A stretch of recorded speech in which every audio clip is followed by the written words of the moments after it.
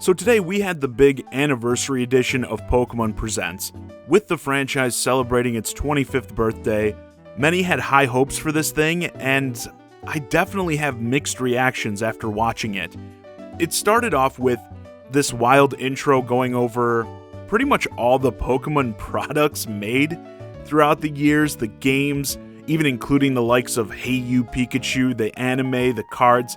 Probably my favorite aspect was showing all the devices like the link cables that we've used to connect our systems throughout the years, printing out your pictures for the original Pokemon Snap.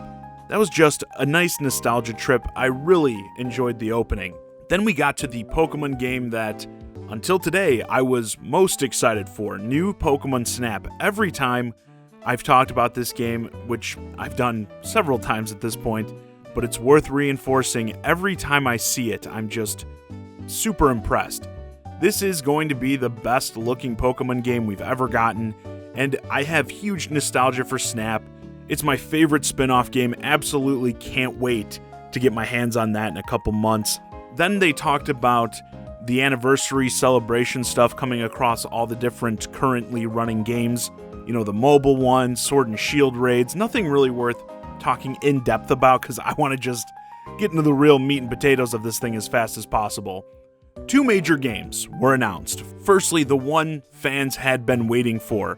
Remakes for Pokemon Diamond and Pearl were confirmed. Later this year, we're going to be getting Pokemon Brilliant Diamond and Shining Pearl. As remakes, though, yeah, they look pretty bad, in my opinion. I was massively let down when we actually saw that gameplay. Now, when I say this, and I'm seeing a lot of the discussions online, people are trying to turn this into like a this versus Sword and Shield type situation, and stressing like, oh, well, this is being faithful, it's being true to like the top-down, style in that, and that's what I wanted, as if people like me hating on it wanted, more of Sword and Shield. No, I think the direction is actually fine and good. I think as we just got Sword and Shield, it makes sense to do this in a more throwback style rather than give us more Sword and Shield. I think in terms of a style choice, a direction, that's great. I'm saying the execution looks like trash, lazy and cheap, something the series is known for these days. This looks like a 3DS game to me, just running in HD. Just watching it play, if I didn't know what I was really looking at, you could have told me this was an HD version of one of the 3DS Pokemon games, and I would have believed you. Definitely does not look like something that was made specifically for Nintendo Switch. And in terms of that chibi top-down style, well, we've already gotten a game, a remake like that on the Nintendo Switch. Link's Awakening. I think I've said in past videos that this game looks amazing.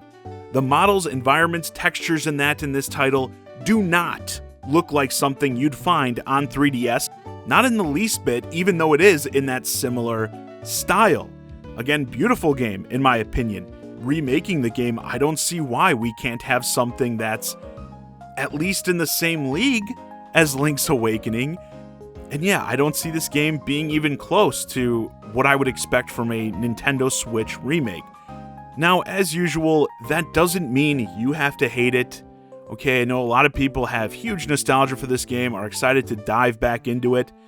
I'm not saying you're dumb for accepting it. Maybe if you say you think it looks as good as Link's Awakening, I'll call you dumb, but I'm sure many are still going to enjoy going back through this classic, and while the visuals are not up to snuff, in my opinion, with this looking like it is going to be a more faithful remake, just knowing what these games are, I'm sure it will be overall a much better experience to play than Sword and Shield. But with it being a remake, obviously, we're going to be more focused on those graphics. Now that the hate part is out of the way, let's get to the part of this thing that blew me away. I was fully thinking that Diamond and Pearl were closing this thing out. Like I said earlier, that was the thing most people were expecting, hoping for at least, and it was a huge deal. Going into this, I would have bet $1,000 that that was going to be the thing to close out this show. But there was just one more thing. This trailer starts for a game that looks nothing like the past Pokemon games. Big, sprawling, open world environment.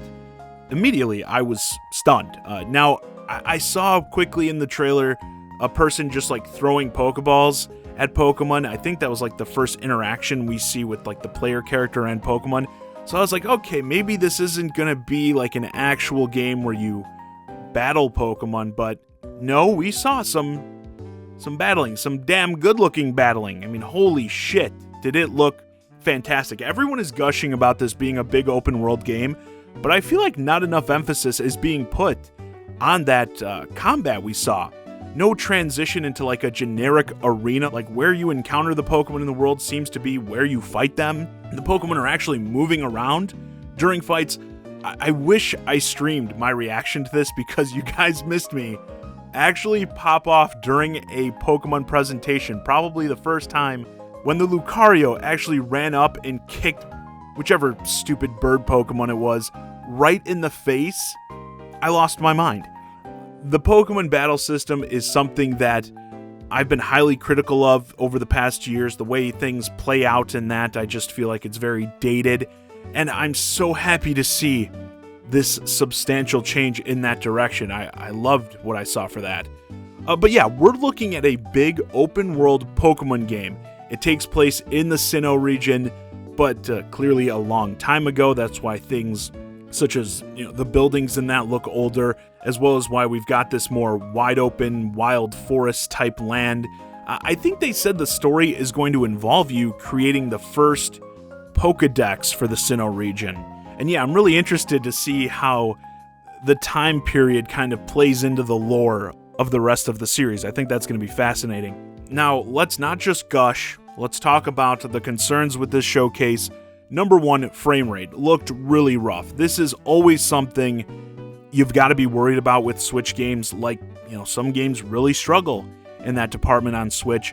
But I think we also need to note that this game is still a long ways off. They said early 2022, so at least a year, I would say, until this thing actually comes out.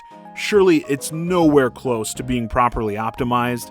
I'm personally of the belief that they just really wanted it to be a part of this anniversary direct. We're celebrating the history, but you also want to have that big look at what's next for the franchise. They even said something like this is a bold new direction for the series. So in that department, I'd be more concerned when we inevitably get more trailers like towards the end of this year, if it still looks really choppy. People also said the visuals in general didn't look as good as other open world Switch games, Xenoblade 2, for example, and I totally agree with that. There's definitely much better looking games on Nintendo Switch, but I still think this is a massive step up for the franchise. Like I just said with Diamond and Pearl looking like a 3DS game, this one does not. This still looks like something being made for Nintendo Switch, which is more than I can say for a lot of other Nintendo Switch Pokemon games. Yes, maybe not as impressive as other games on the system, but just the fact that we're going to seriously compare this to other games on the system and not just as a meme is a really good thing in my opinion. And hopefully, I don't really know how this is being classified, it looks to have more traditional elements of Pokemon with catching and battling, but it's also being presented, it seems more like a spin-off rather than a core entry. But yeah, personally, I'm kind of getting Bowser's Fury vibes from this. This is the test for the future of the series. I mean, I want the direction, I think a lot of other people want the direction of the series to go more open world. And maybe they're like, hey, let's get this game out there as a test subject, see what people think, and use that for shaping the real next generation of Pokemon. Because yeah, this looks seriously like the Pokemon game I wanted when the Switch was first announced. This is very close to what I imagined we'd see from the next evolution of the series. And I've been, if you follow my channel, pretty disappointed in the Pokemon offering so far. You can probably tell by this video.